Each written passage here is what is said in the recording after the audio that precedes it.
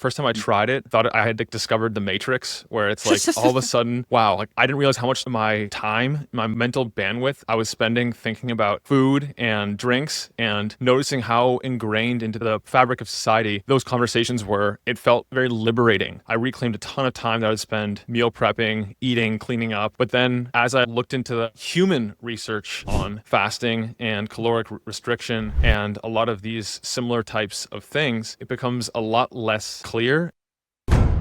What is something that you strongly believed in at one point that you no longer believe in? Oh, wow. A lot of things. And I think that's part of having a flexible, malleable mind and belief system is to be able to integrate new evidence as it comes out because there's Mm, always new clinical evidence, but also case reports and personal experience. So sure. one of those things for me was fasting.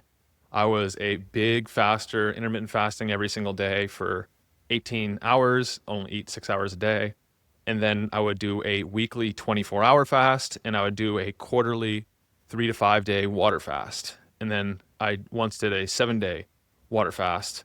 And I've really reduced the amount of fasting Mm, that I do these days. I still do it occasionally. And actually, ironically, I just last weekend did my first ever dry fast, which mm. is no food, no water, no liquids, no nothing Wow. for 48 hours. But then again, because of my age where I am in life Mm, and also like my current body composition, there's a guy named Dr. August Dunning, and he wrote a book called The Phoenix Protocol, which translates a lot of the Russian research on dry fasting because they've actually been using it in Russia very successfully for a long period of time. And when you dry fast, it activates completely different metabolic pathways than water fasting, so you actually better preserve your vital tissue like your muscles, your heart, and different things like that.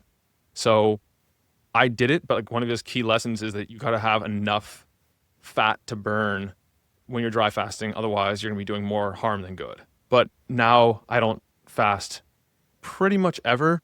I do some intermittent fasting, but I rarely do more than, what, like 14, 16 hours. And I almost never do extended fasts. What was it about fasting that changed for you? Like, what did you believe that it was doing, and then realize for yourself or within the evidence that it was like it wasn't doing or maybe it was causing harm?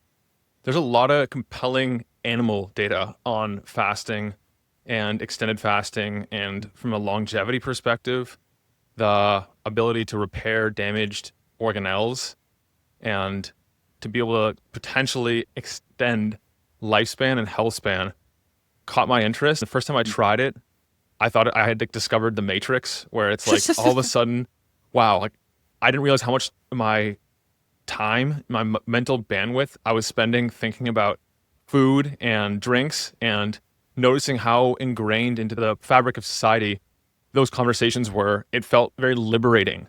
I reclaimed a ton of time that I would spend meal prepping, eating, cleaning up. But then as I looked into the human research on fasting and caloric restriction and a lot of these similar types of things, it becomes a lot less clear. Mm, In some of the animal research, you have to look at what is actually going on in these conditions, such as there's a very common animal model called C. elegans, which is a worm that they use for these types of things.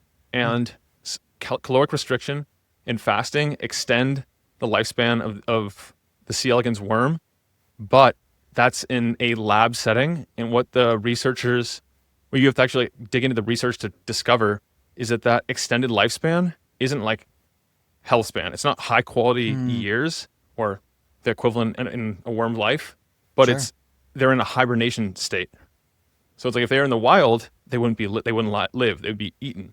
Even if that did translate to humans, Yeah, no, that's a really good point because it makes me think of, well, there's a difference between fasting and then doing all the things that you do in your life and being at home and maybe like you're in that repair phase where you're just relaxing on a couch for several days. Like maybe that's a great time to fast and have all those organelles repair and all that stuff because your body's like relaxed. But if you're in an adrenaline state, then I really do wonder the effects. And there's also like to your point with all the bio-individuality, like there's so much coming out around genetics and stuff about how unique we are and how much our genetics plays into all of these different things. And I know I did a genetic test, which can go, there's back and forth about how effective they are or whatever. But I remember reading it and being like, oh, it actually recommended like fasting for me, especially for long states of time, was not super great. Now I would kind of do, a bulletproof fast. So it'd be like a bulletproof coffee. So I still had like nutrients and stuff. I wasn't just like completely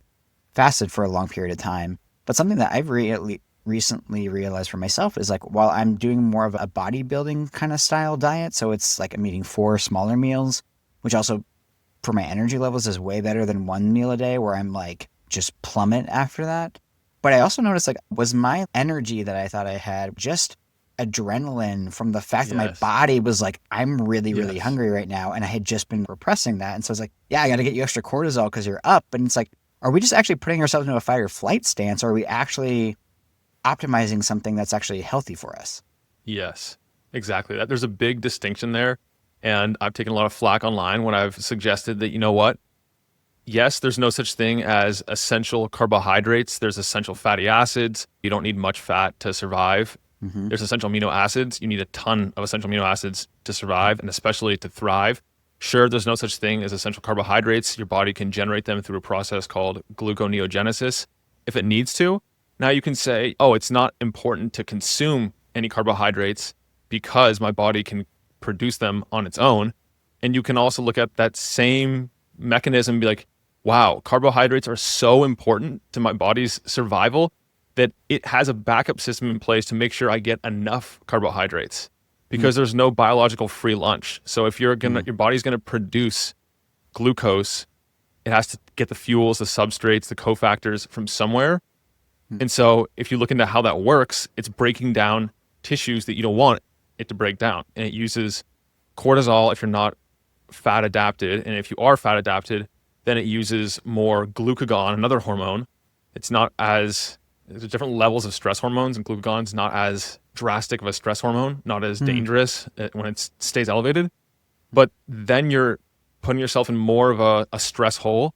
There's research that shows after you do this, if you're on a low carbohydrate diet and you're really restricting hard, sure, your body might adjust and start using glucagon more to keep your stress levels or to keep your carbohydrate levels up to where they need to be to provide enough fuel.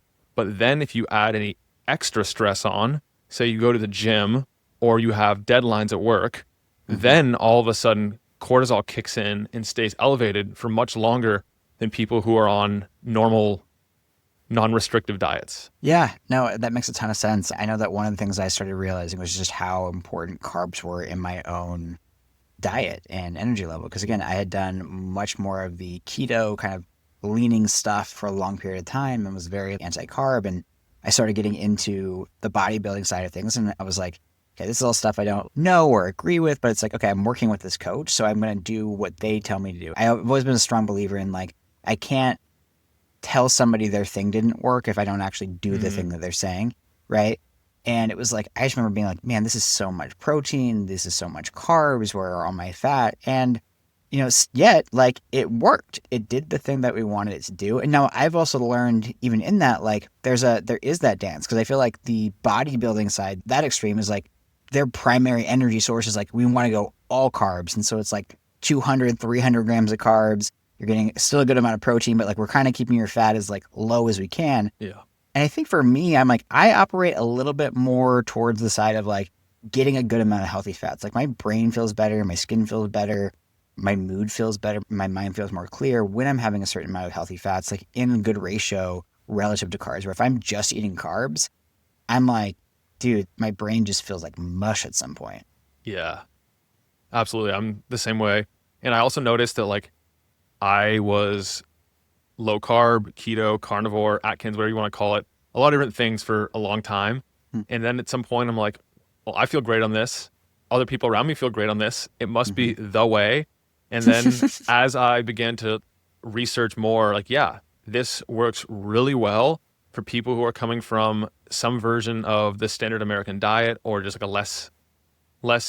Sure. And then as you go in that longer, then because you're completely excluding one of the macronutrients, then issues start to creep up. It's usually Right. gradual. And then you talk to people around you and they're like, oh, well, you're not restricting carbs hard enough. You need to restrict Mm-hmm. more. It's like, well, Mm-hmm. really? I'm down to 20 carbs, 15 carbs a day. I need to Mm-hmm. restrict more than that? Yeah, you're not doing it enough. Okay. Mm-hmm. And then like the symptoms don't get better. The energy Mm-hmm. doesn't improve. The level of stress and like the sympathetic Right. feeling that you get that I got in my body didn't go away. So Mm-hmm. I realized, okay, maybe I should try adding a little bit of carbohydrates around a workout because according to my glucose monitor, I could add up to 100 grams or more of carbohydrates in, and I would stay in ketosis. My blood sugar would not spike, and when I used ketone meters, I would still continue registering ketones. As I started piecing more of it together, I realized that if you have some level of gut dysbiosis, then carbohydrates are not going to be a good fuel for you. Once you clean that up by restricting them and going low carb, keto, whatever it Mm-hmm. is, then you can add them back gradually. But if you add them when your gut, you have dysbiosis, then you're going to be causing issues with endotoxin and lipopolysaccharides, which cause all kinds of systemic symptoms and And just for the audience sake, what is dysbiosis, gut dysbiosis? oh, it's imbalanced gut microbiome. You Hmm. have too many of certain species, not enough of others, and dysbiosis refers to the imbalance in a pathogenic direction. You have too Hmm. many of the wrong ones and not enough of the good ones. And when you say like a pathogenic direction, you mean like basically in a way that makes you sick or ill? I mean, in a way that makes you unhealthy or Hmm. less healthy than you would be otherwise, because you can have gut dysbiosis and not necessarily correlate the symptoms with any major conditions. Hmm. But it's like you might have indigestion after meals, you might have issues in the bathroom, a lot of different ways it can present itself. But then once you clean up your gut, then you can do well with carbohydrates and specifically Hmm. complex carbohydrates, Yeah. whereas you can't necessarily before. Yeah, that's always, I love that you mentioned specifically complex carbohydrates because I think this is one of the things that gets lost. Again, in my Instagram feed, I like to listen to a lot of different voices and perspectives. And I would find that people who are on the biohacking side of the equation were very much like, don't count your calories, don't do this, don't do that. And then I would look at the bodybuilders and they'd be like, this is all ridiculous. It's all calories. Here's why. And I'd be like, but neither of you are dealing with the same argument, right? You're not actually talking to each other. You're just Yeah. like making claims about what you think the other person is saying. And I will hear people say like, "Oh yeah, don't have carbs." And it's like, no, you have to have carbs. You got to eat vegetables and be like, "Oh, well, when a biohacker typically is saying carbs, they're not referring to vegetables. They're referring to starches, really, typically, maybe fruits, but they're typically referring to rice, potatoes, beans, things of that nature versus that." So I love the clarity on that because I think that's such a key point that's often missed in these conversations. hmm And something else that's very controversial along that same vein is that some people will say that it's a good idea when you're recovering your gut because colonocytes and different parts, different components within your gut require carbohydrates. They really require glucose. That you want to introduce just a little bit of glucose at a time to help them recover their function. And then as they recover their function, you back off the glucose and transition more to complex carbohydrates. Mhm. But it's interesting to hear that like even as you're just starting out, there's situations in which introducing a little bit of sugar, which is probably only behind seed oils, can be actually beneficial when dosed appropriately. No one's advocating you spike your blood sugar sky high because you're just pounding bags of white sugar, but like a little bit can help your body restore cellular energy production. I love the idea, particularly of not labeling something as some sort of demon food, right? I think we have this idea. I just saw this really good Instagram post about it, how we are like, oh, are grapes bad or is the donut bad? And it's like, well, in which context, right? And he kind of broke it down and was like, well, in grapes, there's this much sugar, which is actually more sugar than the donut. But in the donut, there's no nutrients, all these other pieces. And so it's like, well, in which context, right? Is the donut one donut within an entirely healthy diet that rest of the day? And are the grapes just the one healthy thing that you ate relative to a bunch of junk, right? So there's all these other pieces that to label something primarily as just good or bad versus looking at like, okay, well, what is this going to have on the impact based on my current context? Because if somebody's really depleted, you give them a donut. I mean, that's a ton of calories and sugar and food, and that might just wake them up because they've been depleted for so long. Yeah,